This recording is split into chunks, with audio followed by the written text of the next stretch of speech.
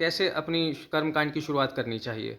ये कर्म कांड से ज़्यादा जरूरी है व्यक्ति पंच महायज्ञ नित्य करे गृहस्थ के लिए खास तौर पे ब्रह्म यज्ञ यानी मेडिटेशन ध्यान उसका अभ्यास रोज करें। दूसरा है अग्निहोत्र का यानी देव यज्ञ अग्नि को जरूर जलाए अपने हाथ से घी का दीपक जलाए या अग्निहोत्र के जो 16 मंत्र हैं सवेरे के और 16 मंत्र शाम के 2 समय का यज्ञ जरूर करें है ना किसी प्रकार कुंड में या आहुति जरूर दें।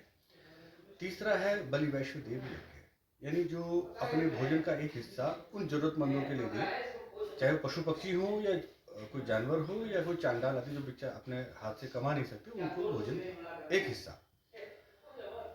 तो ब्रह्म यज्ञ हो गया देव यज्ञ हो गया बलि वैश्य देव हो गया और फिर पितृ यज्ञ जो घर के जितने भी बुजुर्ग हैं बड़े बुजुर्ग उनकी सेवा करें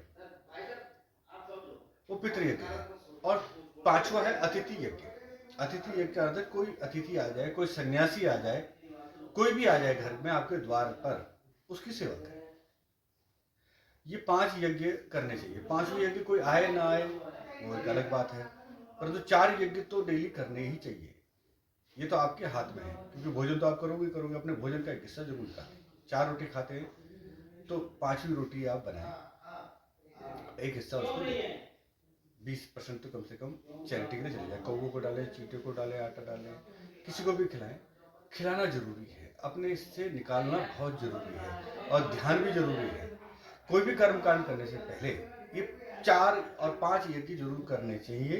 इसके साथ जो ध्यान की जो विधि है इस पर सबसे ज्यादा काम करने की जरूरत है। इसको समझ लें आप। एक ही मंत्र मैं आपको बताता हूं। इस मंत्र को करने से आपके आध्यात्मिक विकास की पहली सीढ़ी प्रारंभ हो जाती है। उसके लिए रास्ता खुल जाता है।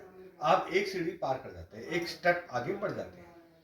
प्रातर अग्निम प्रातर इंद्रम हवामहे प्रातर मित्रा वरुणा प्रातर अश्विना प्रातः भगम पूषणम ब्रह्मणस्पतिम सोमम उत रुद्रम हुवेमा। इस मंत्र में मैंने 10 नाम भगवान के लिए बोले हैं। अग्नि इंद्र मित्र वरुण अश्विना भगा पूषा ब्रह्मणस्पति सोम और रुद्र ये ईश्वर के नाम हैं और ये नक्षत्रों के देवताओं के भी नाम हैं। ये जो नाम के देवता हैं ये 10 नक्षत्रों के अधिपति देवता भी कहलाते हैं। आप सुबह उठकर ही अगर इस मंत्र से 10 नामों से 10 नक्षत्रों को आप स्मरण कर लेते हैं तो आपकी जो चेतना है ध्यान के द्वारा आपकी कॉन्शियसनेस सूर्य से भी परे सौर मंडल से परे जो नक्षत्र मंडल है पूरा ऑर्बिट है चक्र है स्पाइरल के रूप में भी आप उसको समझ सकते हैं। एडवांस लेवल पर इन 10 नक्षत्रों पर आपकी कॉन्शियसनेस बढ़ जाती है। जैसे प्रातर अग्निम प्रातर इंद्रम हवामहे कि अग्नि और इंद्र को मैं पुकारता हूँ।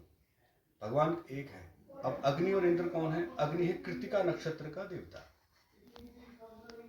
इसकी जो भौगोलिक स्थिति है भर चक्र के अंदर पूरा जॉडिक साइन में कृत्तिका नक्षत्र मेष राशि से एक चरण है और वृषभ राशि में 3 चरण है 0 से 10 डिग्री तक और मेष राशि में अंतिम चरण है 26 डिग्री 40 मिनट से लेकर 30 डिग्री तक। ये कृत्तिका नक्षत्र का है और इसका देवता सूर्य है। ग्रह स्वामी जो है नवग्रहों में वो सूर्य है। देवता इसका अग्नि है। अब इसके बाद होता है इंद्र। इंद्र वृश्चिक राशि में ज्येष्ठा नक्षत्र का देवता है। ये अग्नि के नक्षत्र हैं। अग्नि जैसे ऊपर को उठती है और इंद्र के सिंहासन तक कि देवताओं में अगर श्रेष्ठ कोई है तो वो इंद्र कहा गया है और वो ज्येष्ठा नक्षत्र का है। ज्येष्ठ का अर्थ ही बड़ा होता है। तो सबसे पहले उठकर ही आप स्वप्रकाश स्वरूप जो अपना अजन्मा है जिसको कोई नहीं जिससे सारी ज्योति चमक रही है सारे ब्रह्मांडों की गैलेक्सी चमक रही है और फिर आप इंद्र ज्येष्ठ उसको पुकारते हैं। वो उस नक्षत्र में भी वही विद्यमान है उसी की शक्ति काम कर रही है। जो कृत्तिका में है वही ज्येष्ठा नक्षत्र में है। फिर मित्रा फिर वरुण मित्रा या अनुराधा नक्षत्र में भी वही है मित्र देवता। वरुण शतभिषा नक्षत्र अश्विना अश्विनी नक्षत्र अश्विनी कुमार इसमें है। भगा जो देवता है पूर्व फागुनी नक्षत्र का। पूषा आपका रेवती नक्षत्र भर चक्र में और सोम ब्रह्मणस्पति कहा गया है, वो आपका रोहिणी नक्षत्र है। रोहिणी नक्षत्र के देवता ब्रह्मा है। फिर मृगशिरा नक्षत्र के सोम, और जो रुद्र आते हैं वो मृगशिरा के बाद आद्रा नक्षत्र रुद्र इसमें कहा गया। और उसके बाद अदिति आती है जो देवताओं की जननी है।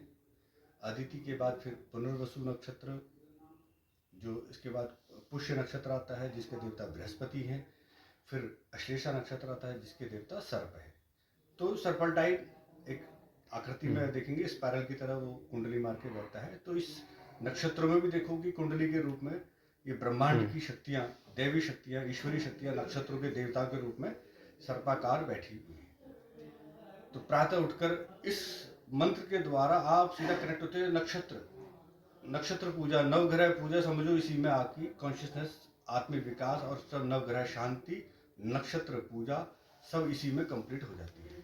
एक मंत्र है और ये मंत्र पूरी पृथ्वी के मनुष्य सब मिलकर करें, किसी का धर्म नहीं बदलेगा, सब इसी ब्रह्मांड की एक अंश के रूप में तो है। जो कुछ ब्रह्मांड में वो इस पिंड में है। तो जो इस मनुष्य शरीर में आया तो हर कंट्री का व्यक्ति, किसी भी कंट्री का हो, इंटरनली तो सब एक जैसे ही हैं। आंतरिक रूप से ये नक्षत्रों के, चंद्रमा, सूर्य, इनसे तो कनेक्टेड है ही, हम पृथ्वी में रह रहे हैं। तो यहाँ से सबके लिए अगर एक ही उपासना अगर हो सकती है तो वेद के मंत्रों के द्वारा ही हो सकती है। ये एक डिवाइन साइंस है।